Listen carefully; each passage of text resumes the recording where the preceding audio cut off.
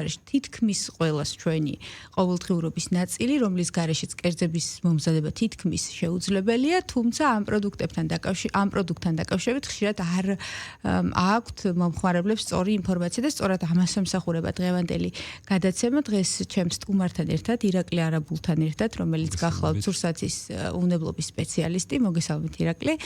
ვისაუბრებთ Z-ზე, სხვაობებზე, სხვადასხვა ტიპის Z-ებს შორის, რომელია საუკეთესო შესაძლოა ბევრ ამის შესახებაც არ იცის, რას უნდა მივაქციოთ ყურადღებას Z-ის შეძენის დროს და როგორია ის Z-ი, რომელსაც ვყიდულობთ ჩვენ და ვიყენებთ ყოველდღიურობაში, რომელია საუკეთესო, მოკლედ ყველაფერს შევეცდებით, რომ ის დრო, რომელიც გვაქვს, გამოვიყენოთ ამ შეკითხვებზე საპასუხოდ. დავიწყოთ იქიდან, რომ Z-ები არის ძალიან ბევრნაირი, ხომ, რაღაცა ყურძნის წიფწის Z-ი, სიმინდის Z-ი, მზესუმზირის Z-ი, ზეითუნის Z-ი, ნიგზის, ნივრისაც არსებობს, მოკლედ ძალიან ბევრნაირი Z-ი არსებობს, მაგრამ ჩვენს ყოველდღიურობაში ძირითადად გამოვიყენებთ მზესუმზირის Z-ს, ნაკლებად სიმინდის Z-საც და ზეითუნის Z-ს და ეს Z-ები კიდევ იყოფა ორ ნაწილად. ეს არის რაფინირებული და არარაფინირებული Z-ები და რა სხვაობაა მაყურებლისთვის გასაგებენაზე, რომ ვთქვათ, ამ ორ პროდუქტ შორის, ანუ რაფინირებულ მაგალითად მზესუმზირის Z-ს და არარაფინირებულ მზესუმზირის Z-ს შორის. კი ბატონო, მოგესალმებით, მივესალმებ მაყურებელს. ძალიან მნიშვნელოვანია ზოგადად ნებისმიერ მომხმარებელმა ზოგადად ნებისმიერი პროდუქტის სწორი გამოყენების შესახებ იცოდეს ინფორმაცია. ერთი არის რომ პროდუქტი იყოს უვნებელი და მეორე რამდენად უვნებელი გახდება უკვე ჩვენს ხელში და როგორ გამოვიყენებთ ამას, ხო? Z-ების შემთხვევაში ორი კატეგორიის Z-ები არის ძირითადად ნებისმიერი მცენარის. ეს არის რაფინირებული Z-ები და ეს არის არარაფინირებული Z-ები.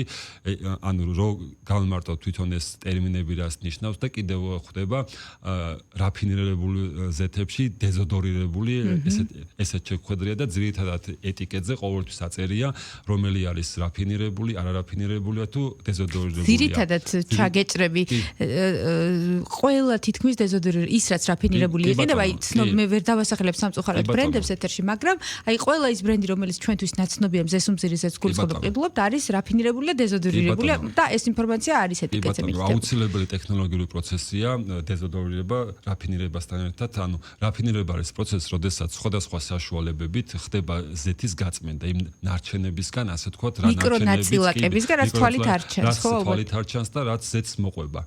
გარდა ამისა, რაფინირების დროს იწევა Z-ის წვის წერტილი, ეგრეთ წოდებული smoke point-ი. ასე ვთქვათ, ეს რამდენიმე დანიშნულება აქვს ამ რაფინირების პროცესს და თვითონ უკვე დეზოდორირება პროცესი, ეს არის უკვე Z-ის გაცხელება გარკვეულ ტემპერატურაზე და უფრო მაღალ ტემპერატურაზე წყლის დამატება ვაკუუმ აპარატში, რა დროსაც გამოიდევნება Z-დან, ასე ვთქვათ, ფერი ხდება ამ დროს უკვე გამჭვირვალე და ის ცუდი გემო და სუნი რაც შეიძლება გქონდეს Z-ს. ცუდი ვერ დაგეთანხმებით, იმიტომ რომ ზესუმზირას ზოგადად კარგი სუნი აქვს, მაგრამ სპეციფიური სუნი ხო ალბათ.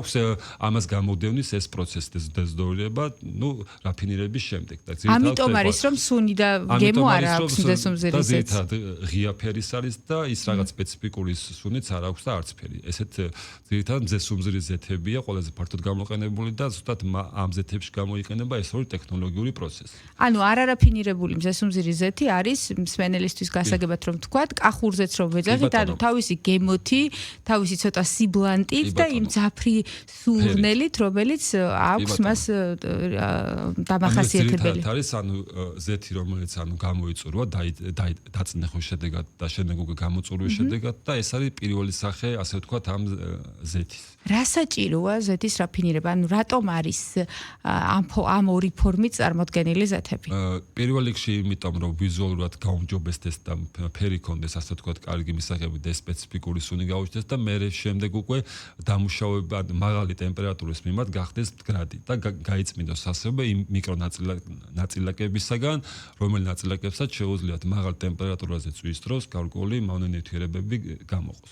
ანუ თუ ჩვენ გამოვიყენებთ მაგალითად კახურზეც კარტოფილის შესაწვავად, ის მავნე ტოქსიკურ ნივთიერებებს გამოყოფს, იმიტომ რომ არ არის რაფინირებული.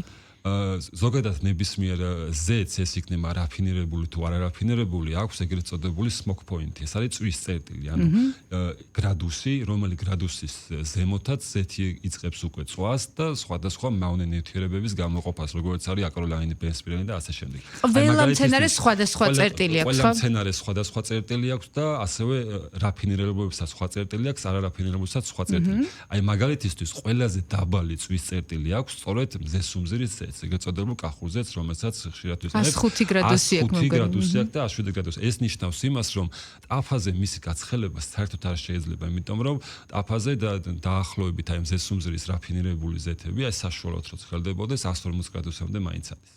ხო და პირველი რაც ყველაზე მნიშვნელოვანია, უნდა მოვერიდოთ არარაფინირებული მზესუმზირის ზეთის რამე პროდუქტის შეწყვეტას, იმიტომ რომ არ არის განკუთვნილი ამისთვის, არ არის დამუშავებული და საკმაოდ დაბალი კვამლის წერტილი აქვს.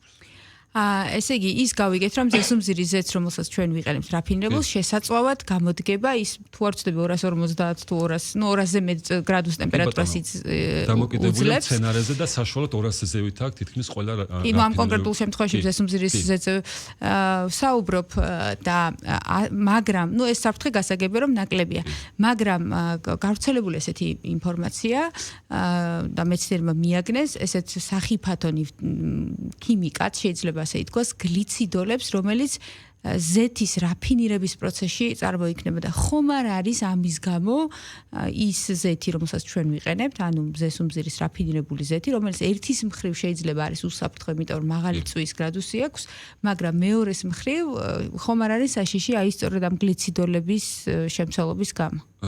რისკი რა თქმა უნდა არსებობს, მათ შორის გლიციდოლის არსებობაც რაფინირებულ ზეთებში და ზოგადად პროდუქტის შეწვა მაღალ ტემპერატურაზე ზეთის გამოყენების არც თუ ისე რეკომენდირებულია და არც თუ ისე ჯანსაღი მეთოდია, ხო?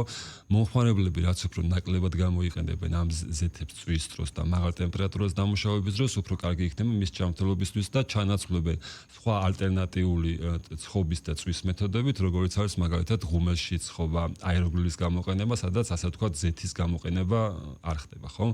მიუხედავად იმისა, რომ ეს ზეთები შეიძლება იყოს ასე ვთქვათ, კარგი, უვნებელი, მაინც არსებობს სხვადასხვა ნივთიერებების იქ მოხვედრის რისკი, რომელსაც ანუ ყოველთვის ვერ გაკონტროლდება, ყოველთვის ვერ იქნება ამ ზეთებზე კონტროლი და შესაბამისად ნებისმიერი პროდუქტი გარკვეული რისკი თან ახლავს. არ არსებობს ასე ვთქვათ, მსოფლიოში პროდუქტი, რომელსაც გარკვეული რისკი არ ახლავს. თუმცა ზეთი იმიტომ არის საყურადღებო, რომ ეს არის პროდუქტი, რომელსაც ჩვენ ყოველდღიურად და დღეში რამდენჯერმე მივირთმევთ და თან ბავშვებსაც ალბათ უმზადებენ ხშირად ზეთზე მომზადებულ კერძებს, თუმცა ჩემს მაგალითს ვიტყვი, ჩემი ოჯახი შედგება 5 წევრისგან.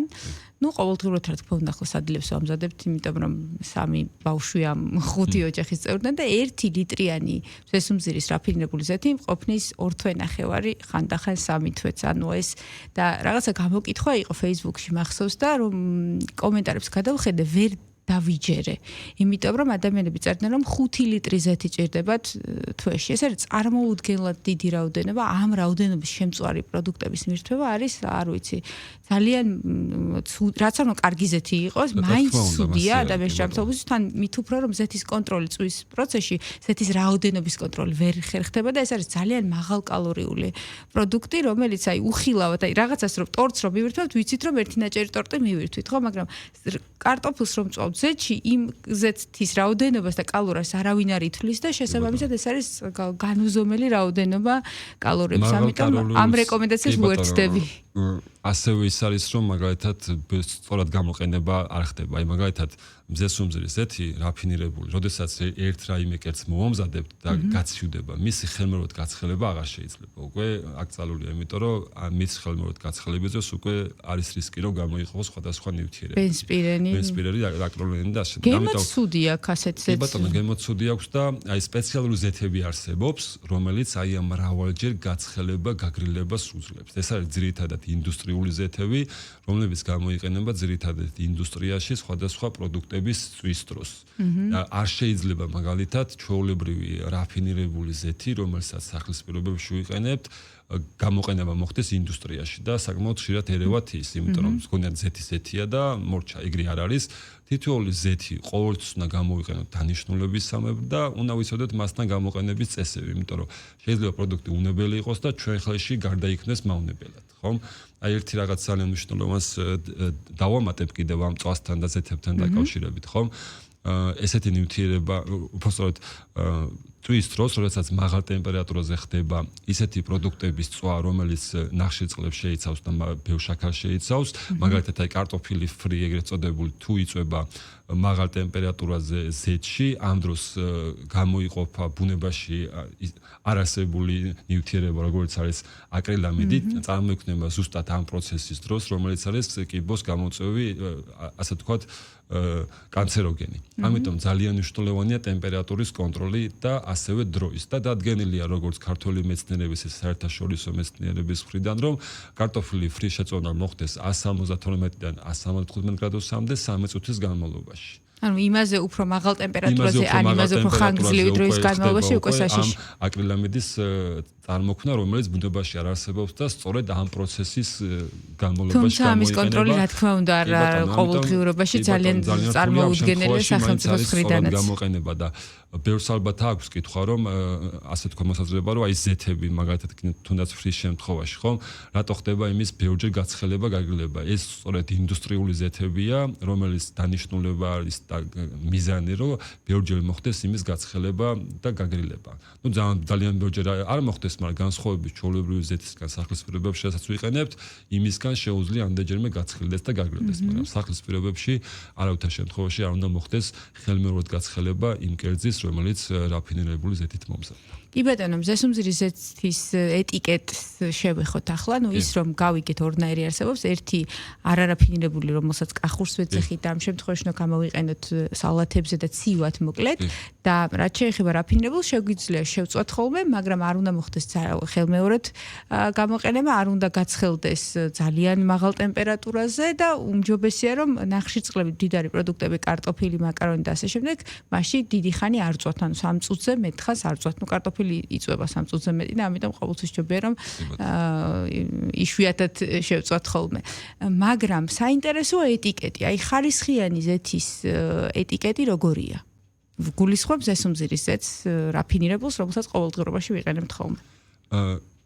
პირველ რიგში, რასაც უნდა დავაკვირდეთ, ერთ ტყუილს აწერენ ხშირად ზეთების შემთხვევაში, რომ ქოლესტერინს არ შეიცავს. რაც არის ტყუილი არ არის, ანუ არ შეიცავს. არ შეიცავს, მაგრამ ბუნებრივად არ შეიცავს. არანაირი ზეთი. არანაირი ზეთი არ შეიცავს ქოლესტერინს და ეს უბრალოდ მარკეტინგული ხრიკი არის და პირველ რიგში მაგას დავაკვირდეთ ეტიკეტს, რომ ესეთი ზეთი, რომელიც უკვე გვატყუებს, ასე ვთქვათ, მარკეტინგული ხრიკი აქვს გამოყენებული, ესეთი არ შევიზნოთ. დანარჩენი უკვე წარმოებულ შეგვიძლია ვენდოთ და სანდომ წარმოებები ვინც არიან, რომელიც იცავს და შემდეგ უკვე მასში E ვიტამინის რაოდენობაზე, იმიტომ რომ E ვიტამინი ერთ-ერთია, რომელიც ეს რაფინირებული ზეთები საკმაოდ დიდი რაოდენობით შეიცავს. მაგრამ ყველა შეიცავს E ვიტამინს, ბუნებრივად შეიცავს ზესუმზირი, ხო? რაოდენობას გააჩნია, ასე ვთქვათ, რაფინირების პროცესში ალბათ აკლდება. რაფინირების პროცესში გარდა იმისა, რომ ცუდი, ასე ვთქვათ, ცუდი კომპონენტები აკლდება, ასევე აკლდება ზოგიერთი სასარგებლო კომპონენტები. შეიძლება რომ ზოგიერთი შემცირდეს, ზოგიერთი საერთოდ დაიკარგოს, ასე ვთქვათ, და გაქრეს. კი ბატონო, წარმოებულ ქვეყანას არ ვიცი, ბევრს გონია კიდევ ერთ მარკეტინგულ ხრიკს გაუსვამ ხაზს, ხშირად ზეთები იყიდება ქართული სახელწოდებებით, ქართული დასახელებით და აი ბევრისგან მომისმენია, რომ მე მხოლოდ ქართულ ზესუმზირის ზეთს მივირთმევ. სინამდვილეში ეს არის მარკეტინგული გათვლა, რომ გადააბრუნოთ ამავე ბოთლის ეტიკეტზე უკან წვრილი შრიფტით წერია, რომ ეს პროდუქტი წარმოებულია ან უკრაინაში, ან რუსეთში, კონკრეტული მისამართიც არის ხოლმე მითითებული და უბრალოდ წარწერა, ეს არ არის კანონდარღვევა, უბრალოდ ჩვენი რაღაცნაირი შეცდომაში შეყვანის მცდელობა კანონის ფარგლებში. როგორც გაკენონ ქათმის ფილებზე, მაგალითად, ყველა საწერია, რომ ქართულად აწერია და უმეტესობა ქართული სახელწოდებებით თან. სახელწოდები ეტიკეტი ქართულია, მაგრამ ეტიკეტზე წარმოების ქვეყანა არის სხვა.